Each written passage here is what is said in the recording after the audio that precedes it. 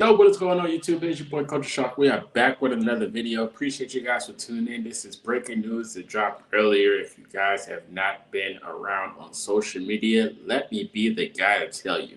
Now, of course, I know other outlets have already dropped the news, but I'm going to give you my thoughts and pretty much a breakdown of the guy that we traded for if you don't know about him.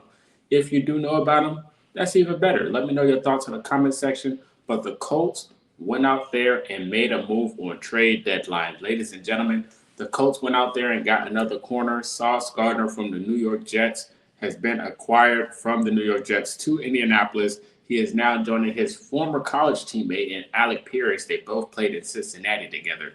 They are here in Indianapolis. This is a depth piece that we definitely needed on the defensive side. Now, of course, a lot of people are still in uproar of the Colts not being aggressive and going out there and making a move for the edge rush.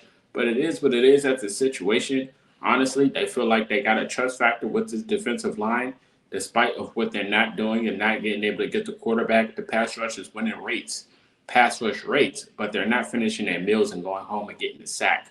But adding Sauce Gardner to the fray can add a little bit of distraction and may cause the pass rush to get a little bit better. Now, of course, they got to be quicker coming off that line. But adding Sauce Gardner to that piece of the puzzle to a guy like Lou Anarumo and his scheme, it definitely boosts the defense up a notch, regardless of the situation. Take it with a grain of salt. I love the move, honestly. Adding Sauce Gardner, this is a guy that we want to come out the draft when he got drafted. This was one of the top picks, and he proved it when he got into the league. Won Defensive Player of the Year as a rookie, Defensive Rookie of the Year, Won Defensive Rookie of the Year, and then was All-Pro 2 times. For 2 years, he was dominating his league coming into the game. This guy's still pretty solid, despite of what you may say on his last stint with New York, but I think the team in general was just a dumpster fire, and you can't really have success going into that situation. Now, of course, you can pretty much compare this situation to Daniel Jones when he was in New York, but he was on the Giants. I think a lot of things like situations like this, when it comes to players and environments, it changes the outcome and perspective of that player. So if you're coming from a bad team and you go to an environment that has good vibes, chemistry is locked in, the coaching staff is there to support you, and you're in a winning environment, and you have that winning culture, like in general. This is a guy that's coming from a 1-17, going into a 7-2 team with playoff hopes, a bye, and home field advantage, and leading the division. Who's not going to want to get traded to that type of environment? You're on a win now situation for the Indianapolis Colts. They're pretty much locking it in here. Adding this piece to the puzzle, they pretty much showed you they want to compete and pretty much go, to where the sky's the limit for the situation with this team. This team is definitely playoff now. They're locked in. They're playing good football, and they're looking to try to go get a chip. Now, of course, you're putting all your chips in on this guy, giving up future picks for things of that nature. But I think the compensation when it comes to the pick and the trades, I think the value is good enough to give away those pieces. Now, when you look into this draft, of course, this draft is not as deep as what other drafts may be. There's still a lot of talent, but you're adding a young guy, which is a corner that could be a cornerstone for your franchise in years advance. You already got the contract, and the contract isn't really as damaging as people may think. So I think it's a pretty much a win-win situation for the Colts. You can't really lose anything when you come into this trade. So I think the Colts won this trade, honestly, when you're just looking at it from the perspective of adding depth pieces and having a franchise cornerstone for your organization. I think Sauce Gardner could be here for a while if he lives up to the hype, if he plays how he plays in this scheme. Lou Anarumo's scheme is going to be a lot of blitzes. That's what we already seen. We've seen this team throw a lot of stunts and blitzes out there in that nature. They got more linebackers and more safeties out. They got more safeties than linebackers out there on the field. So adding Sauce Gardner to the fray just helps the defense tremendously. It helps them tremendously. So the blitzes are going to get more scarce. They're going to get more furious. And it just helps Lou Anarumo with his designs, honestly. So it's a lot of more press coverage, man coverage type defense that we already know of. So adding Sauce Gardner to the fray with Mooney Ward, Kenny Moore, Jalen Jones, this team is already, Mekhi Blackman even, this team is pretty much a lockdown defense. So like I said, I think Sauce Gardner fits the scheme tremendously. Now all it comes down to is just going out there and playing football. And like I said, he's pretty much used to the scheme already with what they ran in New York. But I think this is a little bit more aggressive of a scheme than what he's been playing in. And this is more of a loaded defense, in my opinion. Like I said, the Jets defense has some flashes, but I think this is a more complete defense, in my opinion. So I think you can see some success.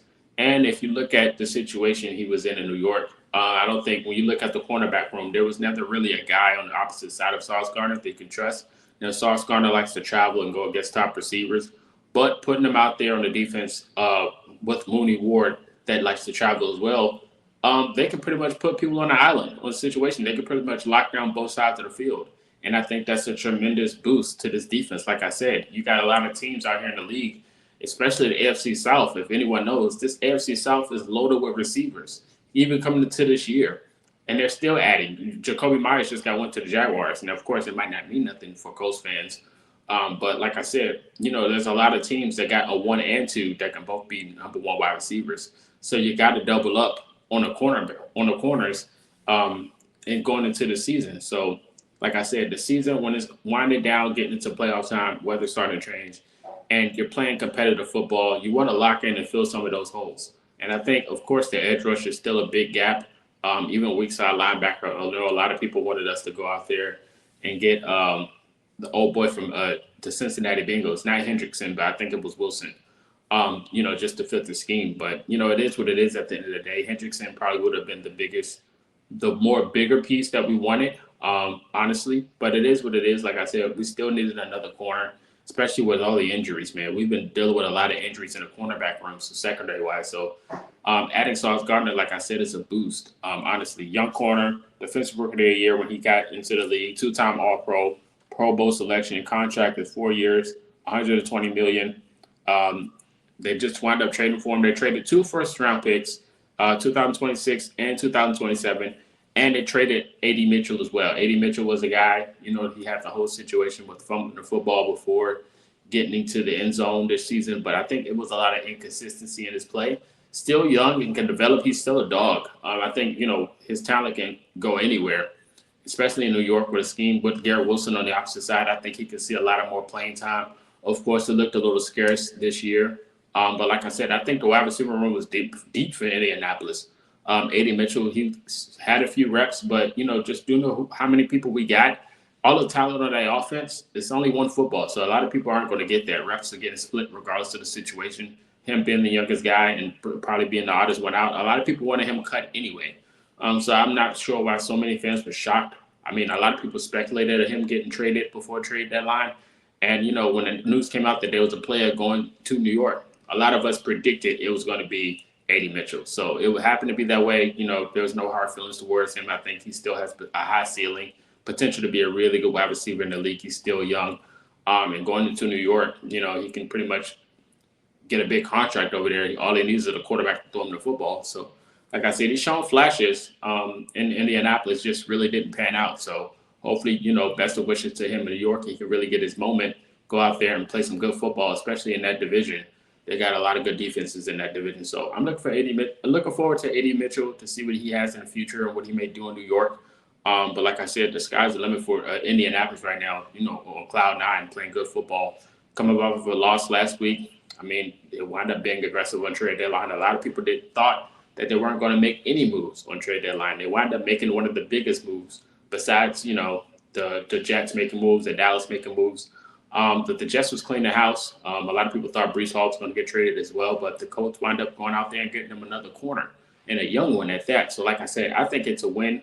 You guys let me know your thoughts in the comment section about the trade and how do you feel about Sauce Gardner going to Indianapolis.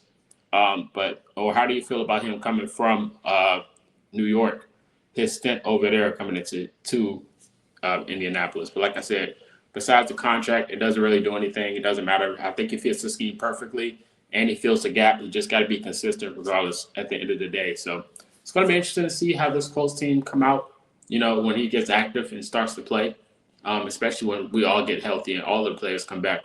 It's definitely going to be a sight to see. So I'm interested to see how it looks. You guys let me know your thoughts in the comment section. We'll be back with the preview. This is the preview for the game in Belgium, game in Berlin, sorry. The game in Berlin, which is the Colts versus the Falcons. So we'll be back with that. You guys let me know your thoughts in the comment section. This is Marcus, Culture Shock. Until next time, have a good one.